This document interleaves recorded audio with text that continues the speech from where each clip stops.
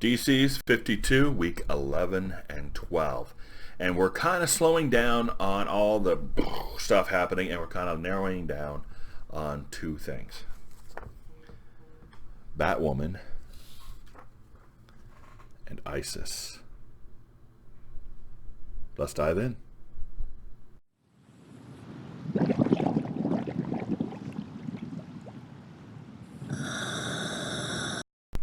Welcome back to Longbox Diving, where we explore comics and story arcs pulled from the long box. Now we're in our continuation of DC's 52 event from 2006.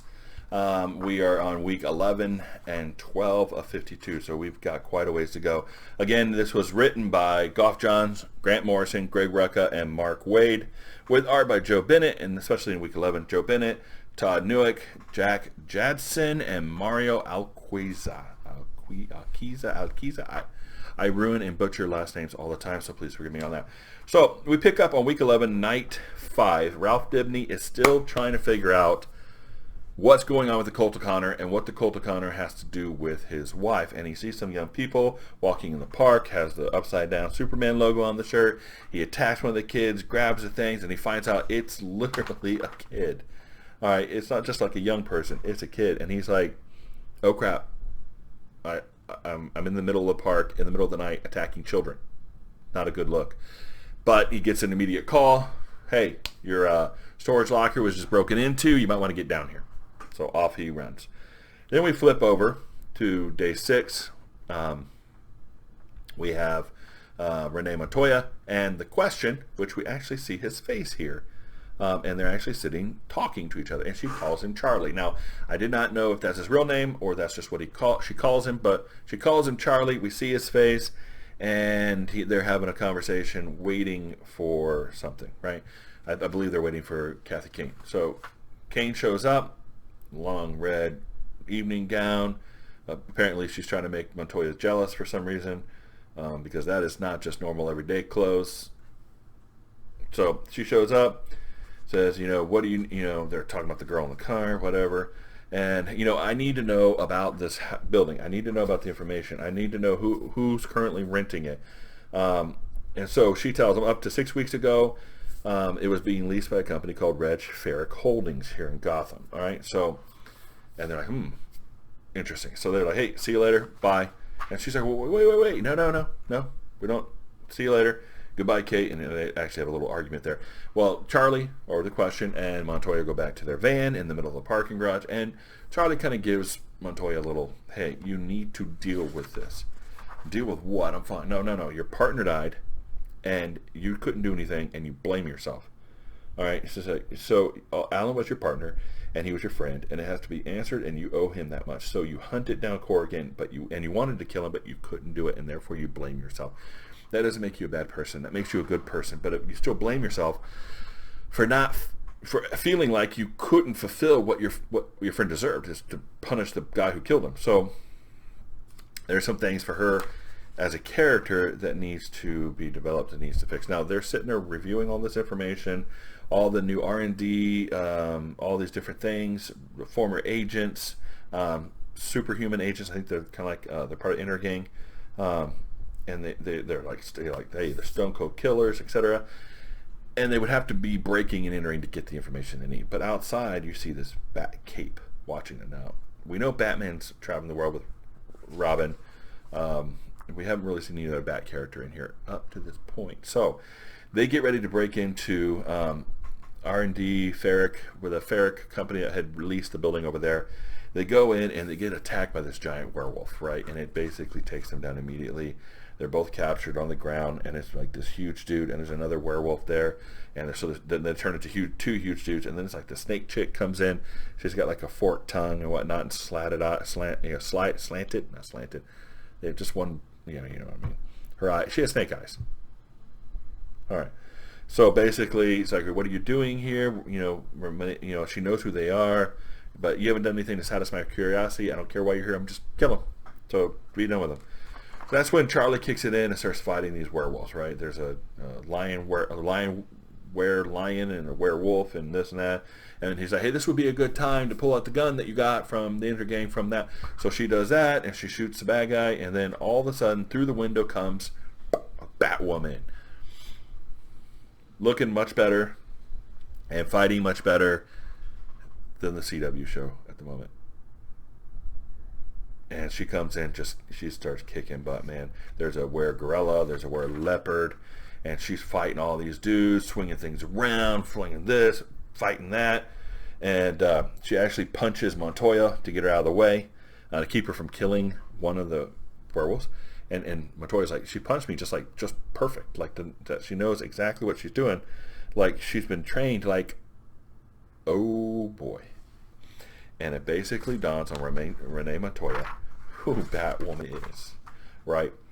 So Batwoman's like, hey, police is en route, and I'd appreciate if you leave me out of it. And she kind of shoots her little rappel gun out the window, flying off, and we get this nice panel. And Charlie looks over at Renee and goes, I think she likes you. And Renee's like, shut up. That's funny. So now we're back over to Ralph Dibny's storage locker, and they've got the upside down with the S inside. And he starts looking through, and each one of they have a little side panel where they show some hands are tying string together, and then they're putting pulling a sleeve down, and then they're pulling the collar over, and then they're putting a wedding ring on. And then we see Ralph Dibny's wife, Sue Dibny, laying on an upside down Superman symbol encircled by the Colt Connor. And that ends week 11. So we pick up week 12. And day 1, and Renee is talking to the old police captain, and the old police captain is like, I am not happy with what you're doing. That you're not a cop anymore. You can't be doing these things. You let Intergang know we were on to them, and now they're going to be more careful. You're blowing it, Renee. And next time you decide to play hero, remember, you're not a cop anymore. And so that kind of really ticks Renee off. So Renee goes home, she's slamming doors, and Charlie, Question is sitting in the middle of the room, doing his own thing, just kind of focusing. She drinks a beer. She hits him in the head with the beer. She's just kind of throwing a fit, right? She starts wrapping her arm where she was hurt and throwing things around. And Charlie's like, all right, you win. We're going to Conduct. So we flip over to Conduct, right? And here, the pencils, the breakdowns are done by Giffen, and the pencils are done by Barros. The art in this one was okay.